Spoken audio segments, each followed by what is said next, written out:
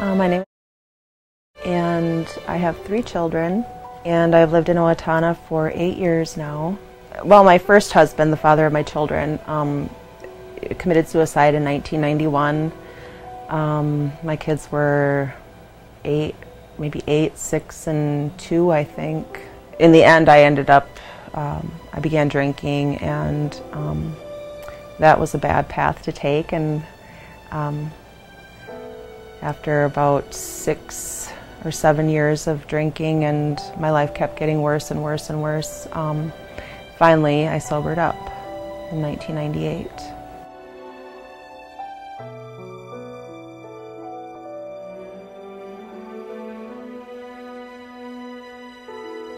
I found myself in the parking lot at Mankato State University, sleeping in my car, and it was very cold out that night, and I had been running my car so I could have the heat, and then I would shut it off, but unfortunately I must have bumped something and my lights were on and my battery died. I didn't know what to do at that point. It was probably 4 o'clock in the morning, and I didn't know if I was going to make it because it was so cold. I mean, I probably would have survived, but I wasn't sure I was going to, and at that moment I knew I had to do something different. I was taking care of my mother at the time as well.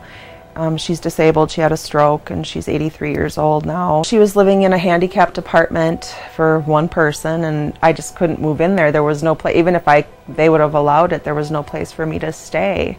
I didn't even want to tell my mother because I was so ashamed of how this was, turning out. But somewhere in there I heard about transitional housing, and so I called. I went in and explained my situation, that I didn't have anywhere to go. They weren't sure, but regardless, I had to have a place. I had to find a place if they were going to help me. I went back in and told them that I had found a place, and asked them if they'd help me, and they did. I got into my apartment, I think, that day.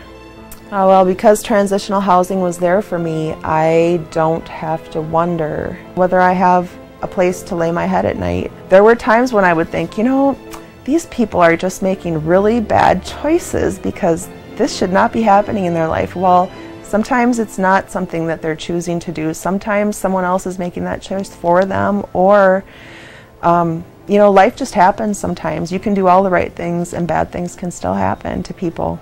I never thought for a second that I would ever end up being homeless. We had everything materially that someone could want in life. And probably more. Well, my case manager at Transitional Housing is fantastic. From the beginning, she was very supportive, and she let me know that, no matter what happened, she was going to be there for me, and that I could call her if I needed someone to talk to. I can't express how much relief I felt. It's being able to breathe again, when you know that at least you have that.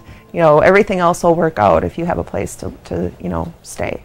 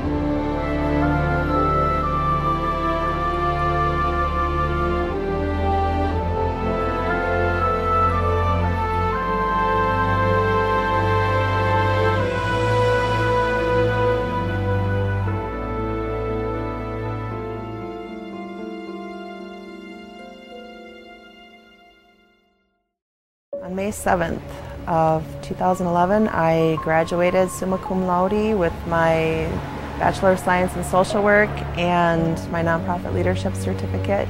They were interested in interviewing me for a position working as a field representative for a college from the United States that contracts with the Department of Defense to provide education to soldiers, both here in the U.S. and while they're deployed. They called me and interviewed me for about 40 minutes. I opened my email and there was an email in there and they were offering me the position. I will be assigned at Bagram Air Force Base. My position will be field representative for the college that's hired me. The whole thing now is that I will have an opportunity to give back. That's something that wouldn't have happened without this. This has saved, my life, I think. Having had transitional housing accept me into their program definitely has made it possible for me to become a productive member of society. All I can do is give back. Whatever's been given to me, try to pay that forward.